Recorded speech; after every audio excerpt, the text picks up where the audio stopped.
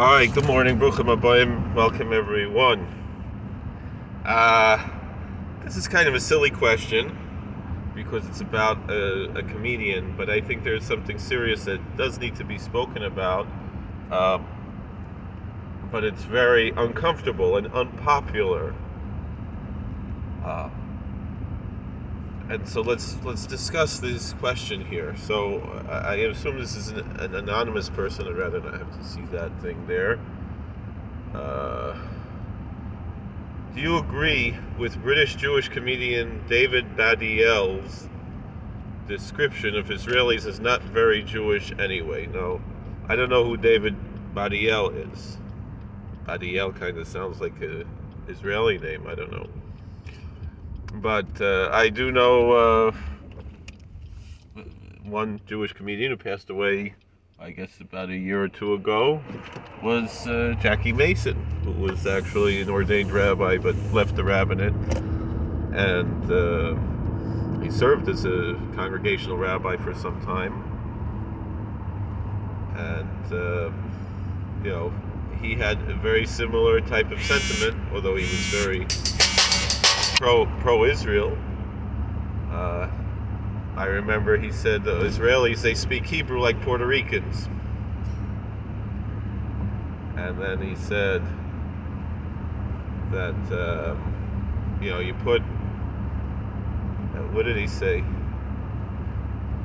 I forgot who he was comparing to.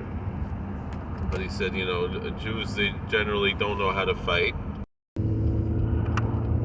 But somehow you put them in the Israeli army, then suddenly they know how to fight, something like that. So another similar statement was, what's the fellow's name? Alan Dershowitz. He wrote a book called Chutzpah, and near the end of the book, he was telling his mother, he said through the years he told his mother, Jews are just like everybody else. You shouldn't think Jews are any different than anybody else. And she said, no, there's certain things that Jews wouldn't do. Jews aren't violent criminals and things like that. So then he was very proud when his mother's apartment was robbed by Israeli gangsters. So he said, "You see, Ma, these were Jews, and they did this to you. They committed this horrific crime against you, and it proves that your prejudice about Jews is wrong." So then, and he writes there, his mother's sentiment was that no, Alan, those weren't Jews; those are Israelis. That is going to be misinterpreted, obviously, because certain people don't understand what we're talking about here. But the people who know what I'm talking about, they know what I'm talking about, and it's not really true. this notion on the ultimate surface, because and there's this type of prejudice that particularly more liberal Jews have that is not really liberal. I mean, I remember I had a boss at work who was born in Eretz Yisrael. Didn't seem like a very Israeli type of guy, though. Seemed more like an American guy, but he looked very Jewish, whatever that means, but you know what it means. I remember I walked up to a guy, he looked very Jewish, and he said, "No, I'm a Lebanese Christian," which actually proves, something along those lines of that, the ethnic aspect of the majority of the Jewish ancestry of being Levantine. But in any event,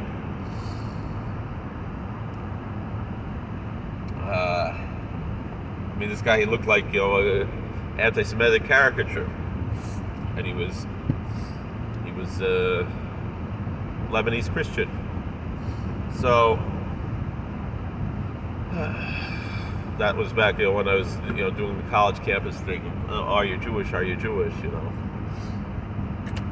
He want to come to shul, whatever.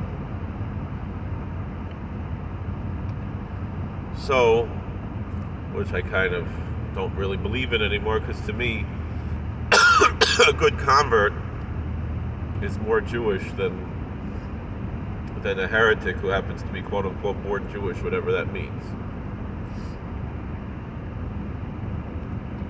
And the way I describe things in Jewish law is that it's not only you have the two categories that most Jews are aware of, the Jew and the Gentile, but there's really a third category that's not a Jew and not a Gentile.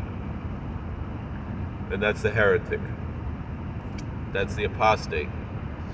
Someone who's born Jewish never becomes a Gentile, but they're not really Jewish either. And that's why we make a blessing every morning that God didn't make us a Gentile, because first of all, there's nothing wrong being a Gentile, just like there's nothing wrong being a woman. A man says a blessing, he didn't make me a woman.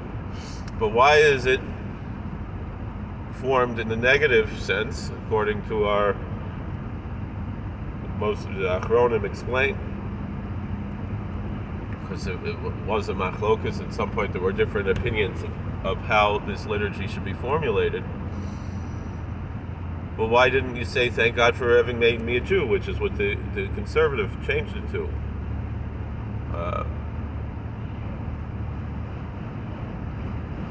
And the answer is, and they did change it. It's not that they went back to the original way, this or that. It was a machlokas. The psak halachas, we say that God didn't make us a Gentile. So it's not that they discovered America, that they went back to the original way and we're the ones who changed it. No. There were two different opinions, and the halachic process came out that this is how our liturgy is formed. And really the more original way is, Shalai Sneika. But what's the idea here?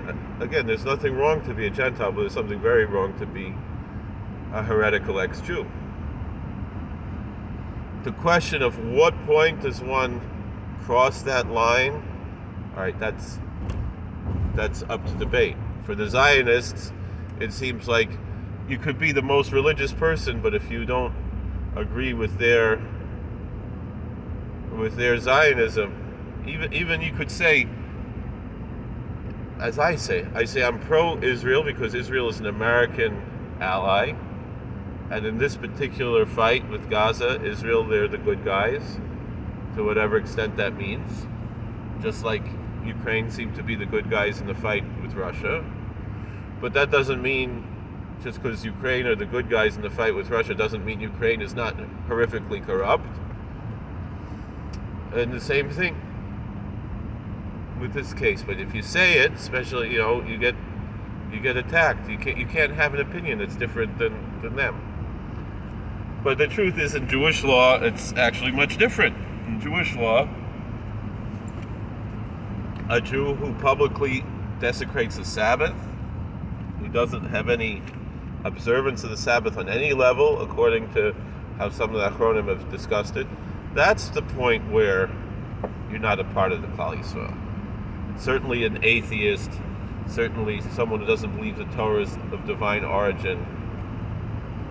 Generally, we understand the way most poskim learn it is that the Mechal Shabbos before Hesia is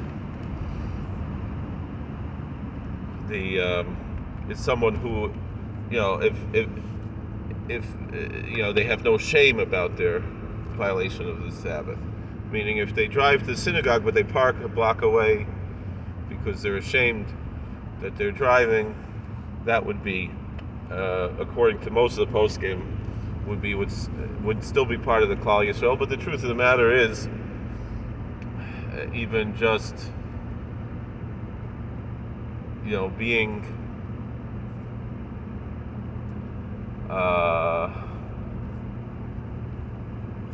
what do they call it? According to Rav Yosef, this is what makes the most sense to me. If you want to take the most liberal approach, that's not your brains falling out, would be even just someone goes to shul on Shabbos and they daven that shows that they are moda to Kedusha Shabbos, that they recognize that there is a holiness of the Sabbath, that meaning that they're reciting a liturgy of Blessed art thou, O Lord, who sanctifies the Sabbath. Shabbos. They make Kiddush Friday night. Maybe they don't go to shul. They make Kiddush, or they daven. They daven at home, they daven at shul, whatever it is. Maybe they go to shul and they just answer Amen to Baruch Atah Hashem HaKadosh Shabbos. Could already be. They're there when there's a haftarah. And I asked one of my Rebbeim, who was a Talmud of Avadia, and he said, as long as they understand what that means, basically, meaning they understand Baruch Atah Hashem HaKadosh Shabbos means that God sanctifies the Sabbath. It's not that difficult to understand. I don't mean in the deepest, Hasidic philosophy of what it means. I just mean the fact that there's a God, and He declared that the Sabbath is different than the other days of the week. And so that comes down to this real question, not about the silly, stupid cultural aspects of what I'm assuming David Badiel was talking about in his comedy, and also what Jackie Mason was talking about in his comedy. Or even, what in a different sense, not in a humorous sense, but in a very serious sense, but not in a proper sense, what Alan Dershowitz's mother expressed herself by saying, that those gangsters who robbed her house, that they weren't Jews, they were Israelis. So that's talking about silly, nonsensical cultural ideas, which is not really what being Jewish is all about. This is, again, these are people who, I don't know who David Badiel is, but both Jackie Mason and Mrs. Dershowitz, coming from an Orthodox background, but nonetheless, especially in the 20th century, they developed this Jewish culture in America, that was around an old Yiddish culture that might not have been very Orthodox, but probably Orthodox people were part of that as well, and there, certain change happened in the Jewish culture, ethnic culture, not religious culture, and so I would use Jewish in quotation marks as someone who ideologically feels that the Jewish identity is not one that is secular in any way, but it's kind of the change of how it used to be the Jewish way of expressing yourself gastronomically was to go to the Jewish deli. So I remember, I lived in Kew Gardens Hills, a very nice Jewish neighborhood, right? And there was a couple there. I don't think they were Jewish, but they were looking for a Jewish deli. And there isn't such a thing. I mean, you could go to the grocery store and buy deli meat. Even they'll cut it up for you and not just prepackaged. But there's nowhere on Main Street in Queens where you could sit down and have the Jewish deli experience that you're thinking of, like Katz's Delicatessen or whatever in Manhattan. No such thing. So I said, well, if you go down to over near St. John's University, there was a place, it closed down, that place isn't there, and it was one of those places that really isn't kosher. It's not a Shomer Shabbos place, but like they served whatever, Hebrew National, they didn't have a hashgacha, but everything was probably kosher, but it wasn't, probably really wasn't, kind of what people call kosher style, which really means Jewish style, whatever that means.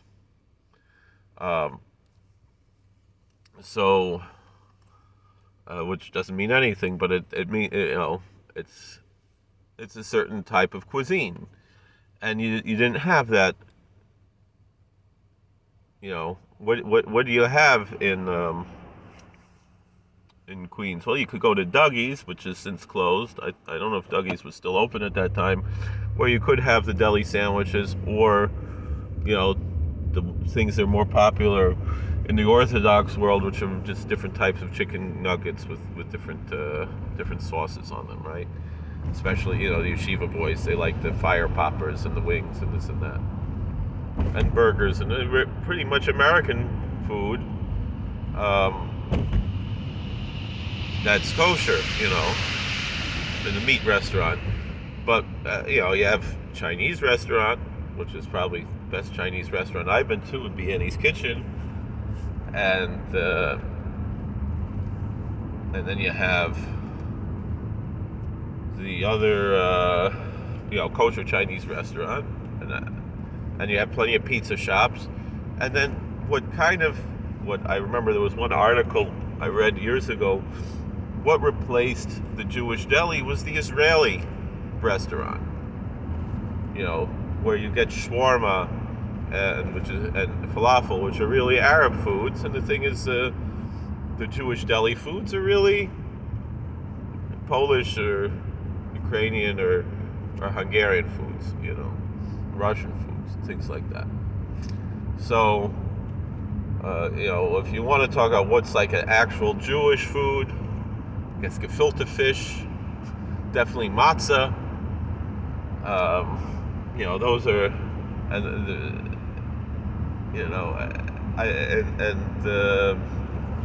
so that's kind of what you have, and then you have these other foods, pastrami and rye bread or whatever it is. What makes that Jewish? I think pastrami is Italian of origin. Someone once claimed that pizza was actually invented by Italian Jews who just put a bunch of stuff on a matzah because at that point in history the matzah was soft. So they put some sauce and cheese and vegetables on top of a piece of matzah, and that's how pizza was invented. I don't know if that's true. So if that's the case, so then pizza is a Jewish food, right? As far as what's popular now, sushi is very popular also in the Orthodox Jewish world. And there's another Jewish community who had a whole discussion about, also British Jewish community, Ashley Blaker, about how ubiquitous sushi became in the Jewish world, and how he imagined, and everywhere you go there's sushi, and there's a Japanese fellow making sushi at every Jewish event and every Jewish location. Not only it seems it's going to get to a point where it's not only because sushi happens to be parv, so you could serve it both in the meat restaurant and the dairy restaurant and at every grocery store, but then beyond that, he said that you're going to go to this farm store and there'll be kapul and tzitzis instead of mishnah brura and a Japanese man making sushi. But then he said you don't realize you go to Tokyo and there's an old Hasidic guy who's making gefilte fish at every store. So that's it's a brilliant joke that Ashley Blaker had. So again, I don't know David Badiel, but in a certain way, yes, that said that Israeli cuisine replaced the Ashkenazic cuisine. Right, and the deli, which is not even because it's, you want to talk about you go to Hasidic place, you have foods that you're not going to encounter in the classical Hebrew National American Lower East Side deli.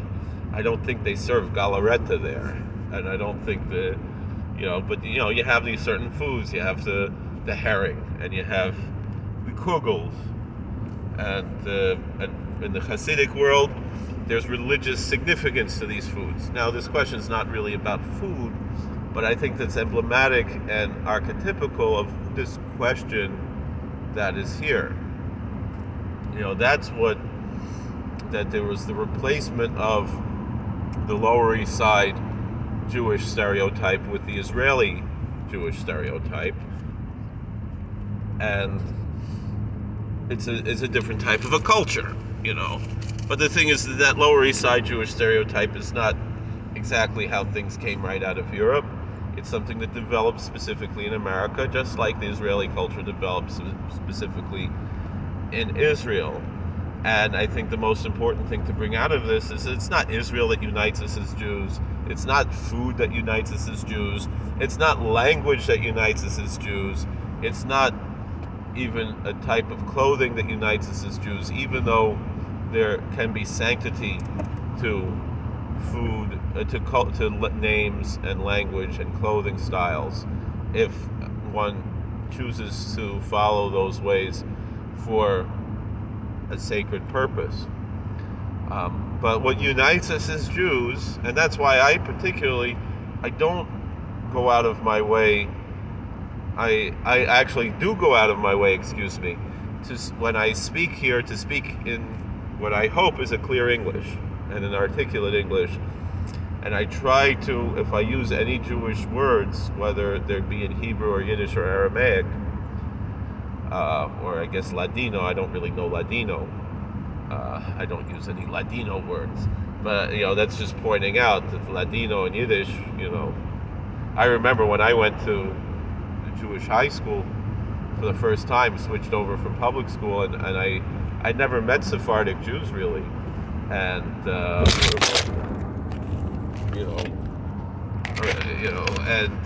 I met Israelis who were really Ashkenazim, who pronounced things the Sephardic way, or modern Orthodox Jews who pronounced not even really the real Sephardic or Israeli way, or whatever it is, and the Israeli way is not really the Sephardic way either. But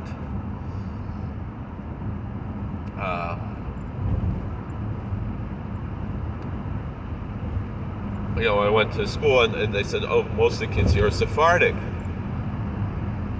I guess, so I didn't know, anything about that. I knew that Sephardic Jews spoke Ladino. Well, none of them spoke Ladino. They all spoke Persian, Farsi, or they spoke, Bukharian, or they spoke Israeli Hebrew, and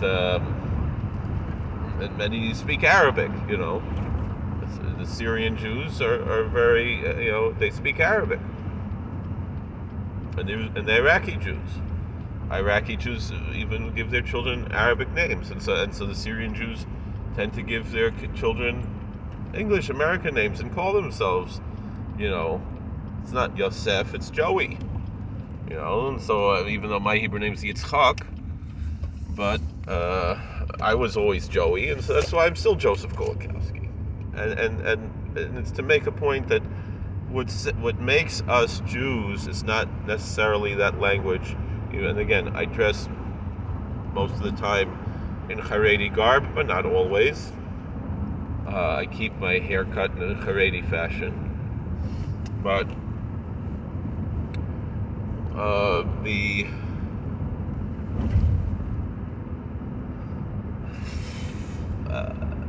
point is, what unites us as Jews is Torah. And so if an Israeli Jew is a Torah Jew, then he is a Jew. If an Israeli Jew, even if he has all the yichus in the world, and he could be a son of a Rosh Hashiva, but if he becomes totally secular, it's not very Jewish, not in this comedic sense. But what makes us Jews is the Torah. And so if you don't have the Torah, you're not really the part of the Klal Yisrael. I remember Meir Kahana had an article, Cholent, Goyim, and Torah. That's what he called it. So he said, what's going to keep Jews Jewish? Is it the Cholent? Is it even though, again, for the Hasidic perspective, Cholent is a sacred thing. But he's using that as an archetype of the culture. And usually it's the Ashkenazi culture, but now became the Israeli culture. So nowadays, instead of the cholent, it's the shawarma, it's the falafel. Is that what's going to keep Jews Jewish? we see in our circles that the Japanese and Chinese and Italian foods are more popular than the Israeli or Ashkenazi foods. Meaning what you're picking to eat in the middle of the week. When you go out to a restaurant, you're probably going to go to the Chinese restaurant or have some Japanese cuisine at the Italian restaurant. And all these other cultural things, speaking Yiddish, not for a sacred reason, but for a cultural, secular reason. It might work for the individual, it might work on one generational level, but it's hard to really pass that on. Then the next one, and you'll excuse the term, but this is what Rabbi Kahana used, goyim, meaning the sense of in the old days, they all hated us, and what's going to keep us together is the fact that we're so hated. Now, of course, some of the anti-Semites, and I don't like that term anti-Semite, some of the Jew haters say, well, maybe if everybody hates the Jews, maybe they did something to deserve it. But the Torah perspective is if people hate us, and most good people don't hate us, some good people do, and it's because it's not really us that they hate. It's what they imagine about us, or the secularists who maybe deserve it, don't deserve to get killed necessarily, not in a cruel way, maybe whatever it is, but they don't deserve violence, but they might deserve opposition in a peaceful, grassroots, political way.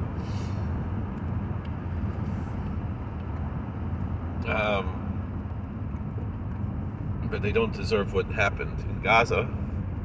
At least nobody is justified in doing such a thing. Whatever God decides, what God decides. And God let this happen because I guess that's what they deserved, on a ultimate theological level. I know people don't like to hear that. It's not popular, but when you hear about some of the things that went on at that music festival, it's God is looking pretty good right now. It's not like He didn't warn us. And then I heard a story that there was a boy who was struggling with his religious upbringing, and his parents begged him, at least for the month of Tishrei, can you keep Shabbos?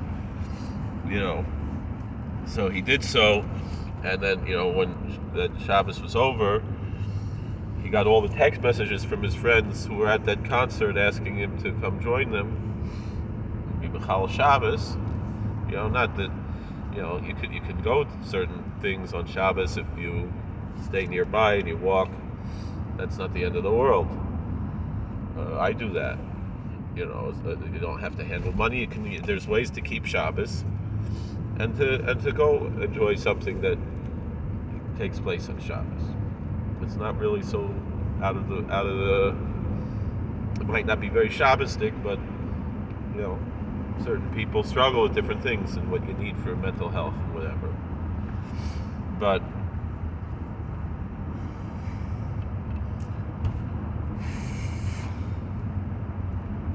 they were asking him Michal Shabbos, and then what was going on there was not appropriate, not on Shabbos or weekdays, and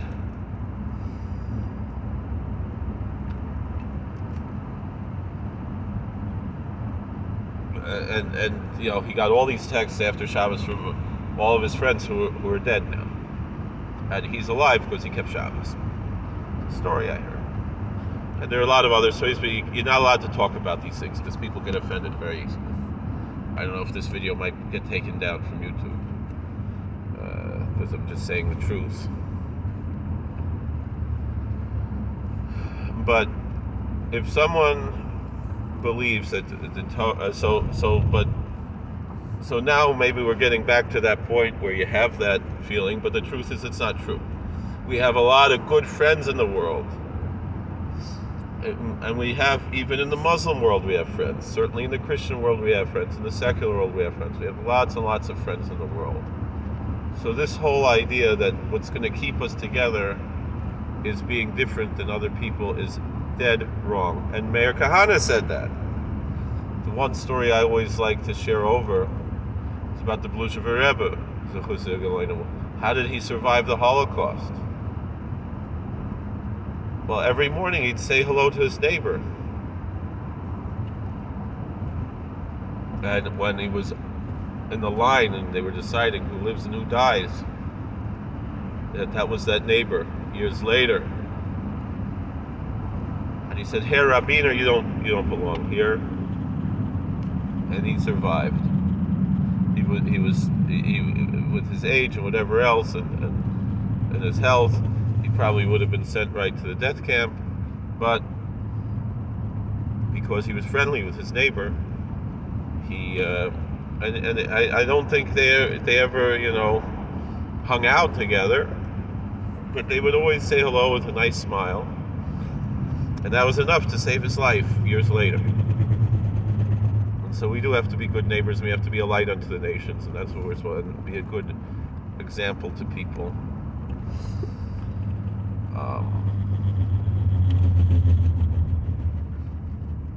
And live that example. I think that's really ultimately the best way that we be that light, is just be a good example. And that's why I said also, maybe if you're tempted to go somewhere that's on Shabbos and you're able to keep Shabbos, you're demonstrating that it's possible. You're teaching people about Shabbos, really.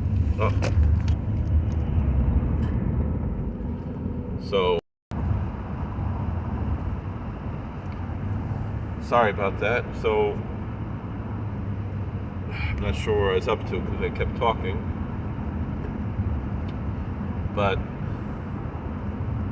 it's not going to be what keeps us alive. It's not just a culture, and it's not being different than other people and looking down on other people, which we certainly should not do, because we're not any better than anybody else. Everybody, and we're not different than anybody else in a sense that other people aren't different than other people. What the saying that someone says, Jews are like everybody else, only more so.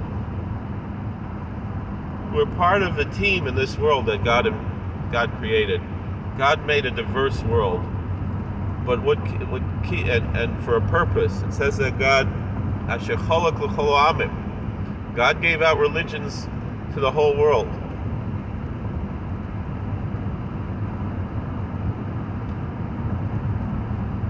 And we don't have a great commission to convert everybody. We welcome converts, but we don't. It's not our job to make everybody even agree with us, let alone keep like us. I certainly believe not only that good Christians and good Muslims are going to heaven, but good Buddhists and good Hindus and good Wiccans and good atheists, good agnostics.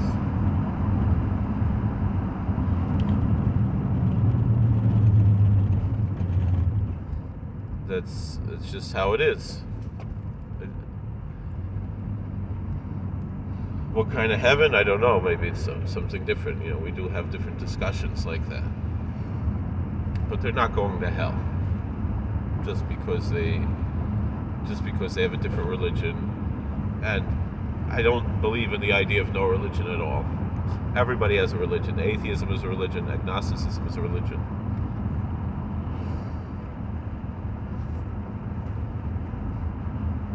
But what identifies us as Jews is the Torah. And so Meir Kahane was saying, what's going to keep us Jewish? Because he was of the view that you don't stop being Jewish, really. But the halachic plain view is you don't become a Gentile, but you're neither a Jew nor a Gentile if you're in that certain category.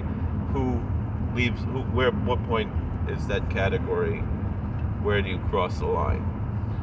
But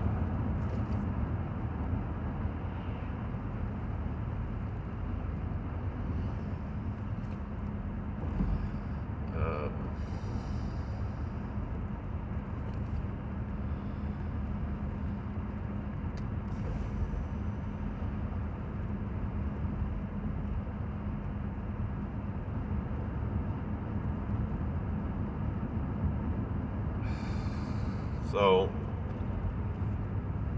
the only thing that unites us is Torah. We're only a community through Torah. And the only thing that is going to keep us going is Torah.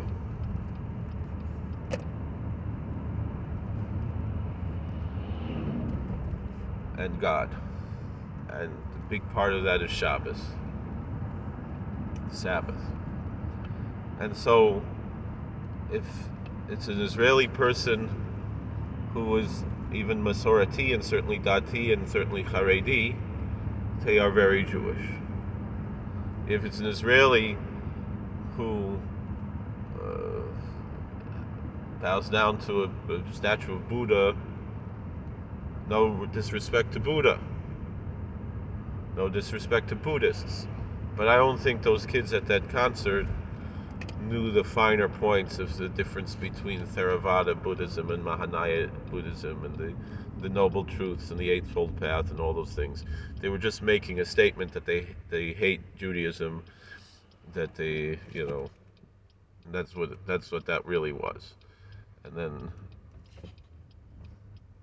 what happened, and it's obviously God decided that happened.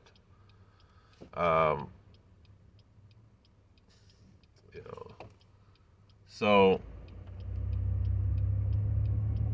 if it's these people like Ehud Barak and Lapid and all these others, we say they're not very Jewish. There's what to say about that. It's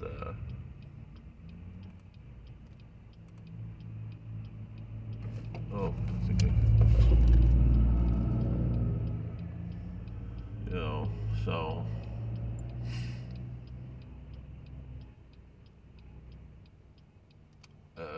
but it's the same thing as if they were born in America, if they're wherever they are. Judaism is a religion. It's not a race. Certainly not a race, because Jews of all races exist. But it's not even one culture, one ethnicity. There are Jewish ethnicities. There are Jewish cultures that have developed over the time. But what unites the whole Klal Yisrael, archetypically in the ancient time, all the 12 tribes, is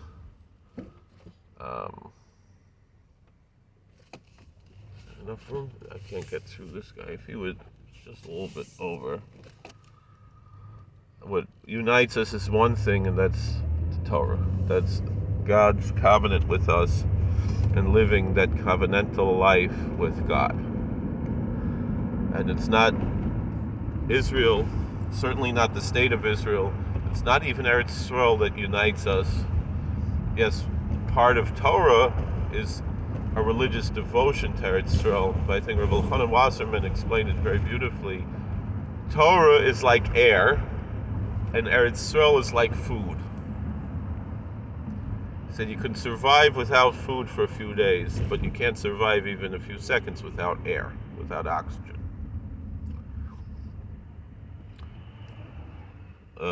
And even that is not a perfect analogy, because our connection to Eretz Yisrael is the way Chazal taught us. Meaning, Chazal said that the Kedusha of Eretz Yisrael is Shemisham Avin is Omer Shtei Alechem, right?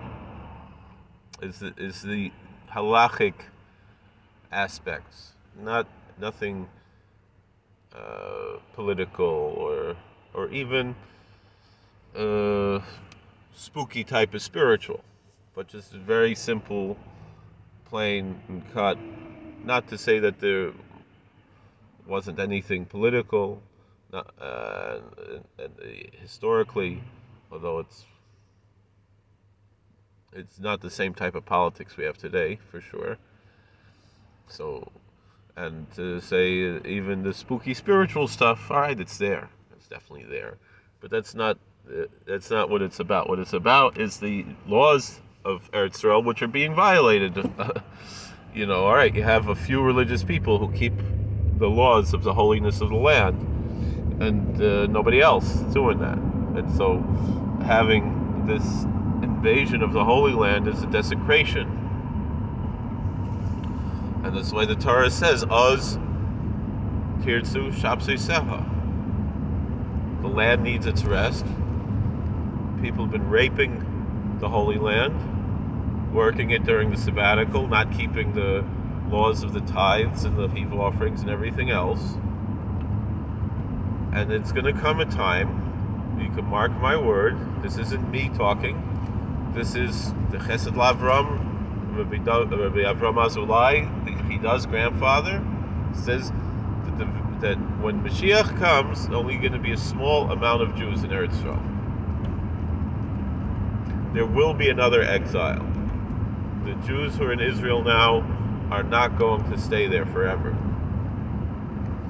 This isn't like we're not at the point the Zionists like to say, religious Zionists, that Amos talks about, the Navi Amos talks about that there'll be, we'll never leave the land again. We're not settled in the land to the point where we're not going to leave it. And the midrashim that I really strongly love that say, when Mashiach comes, Yerushalayim, Jerusalem will be, when the Messiah comes, Jerusalem will be as big as the Holy Land is now, and the Holy Land will be as big as the whole world. I don't think we're going to necessarily be getting up and moving. This place will be holy, and the whole world will be elevated, and there'll be world peace. And so from the whole world we can bring the Omer and the Shteilach.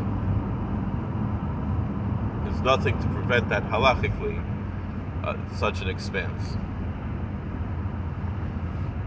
So I think that midrash teaches us that the kibbutz golius is not going to be, all right, people are going to come from all over the world and go back to this one place as the size of New Jersey, but rather the other way around. The whole world is going to be elevated and sanctified. And that's going to be miraculous. I really... I've gotten off the subject a lot, but that's really the answer here. If someone keeps Shabbos, I'm not saying you have to be Haredi to be very Jewish, but if you keep Shabbos, you believe there's only one God, you believe the Torah is of divine origin, you believe basically the 13 principles of the faith, and you keep Shabbos on some level, you sanctify, you at least make Kiddush, something. So then you're Jewish. Otherwise, Judaism is a religion and not a race. Just being born Jewish, all that means is that you're not a Gentile, and like I said, there's nothing wrong to be a Gentile. There's something very wrong to be a Jewish heretic. And so if they're heretics, it doesn't matter if they're Israeli, or American, or British, or from India or everywhere, or from Japan or from anywhere else in the world. They're Jewish heretics. They're not very Jewish, but they're not Gentile either. And whoever you are, whether you're in Eretz Yisrael or in America or anywhere, or in England or in Belgium or in China or in India or South Africa, wherever you are, South America, Antarctica, I don't care, you could be on the moon. And you keep in Shabbos, and you believe in the 13 principles of faith, and you put on tefillin every day, and you daven, and you learn, and you do all these things. That's what makes you very Jewish. It's a religion. And so that boss of mine, the former boss of mine, who said, someone converting in his mind, and it's like him calling himself black. That's what he expressed himself. That's not the Jewish view. Ivanka Trump, or Nissan Black, or whoever else are very Jewish. And George Soros, and Ehud Barak, and Bernie Sanders, and all these. Bernie Sanders is the most like Jewish of those guys. He's like the oi oi oi Brooklyn voice when he's they're not part of the Klal Yisrael. They can be. They could do tshuva. but particularly the very strongly anti-religious, like Soros, like Barack, like Lapid, like all of them, they are not part of the Klal Yisrael. And it would probably make the world a better place if those people converted to Christianity. You know, obviously the best thing for them would be to become Orthodox Jews. But I'm just saying, for a Gentile, Christianity is amazing, and so is Islam, and so are the other religions if they're living a good life. For a Jew, it's a sin to convert to a different religion. But what George Soros is now, and again, I don't mean this as an insult to Christians, but for him to convert to Christianity from a Jewish perspective would be a lesser of two evils. And a much lesser. Meaning what he is now, as an atheist and an enemy of all good things in the world, he is the lowest of the low. And it's not anti-Semitic to say so. Whatever that stupid term means, that's it. He's not even Israeli, right? He supposedly doesn't like Israel, even though I think he lived in Israel for a while. Who knows? They say Bernie Sanders lived in Israel for a while. Whatever it is, he lived on a kibbutz, this and that. It's not about Israel. It's not about anything else. It's about one thing. It's Torah. And so the thing is, among the religious people, I think there are a lot of mistakes of it, with this obsession, with this kind of quasi-idolatry of Israel. But I'm sorry, I didn't get any of my learning done. I thank you for watching. Please like, share, and subscribe, comment. We'll see you later.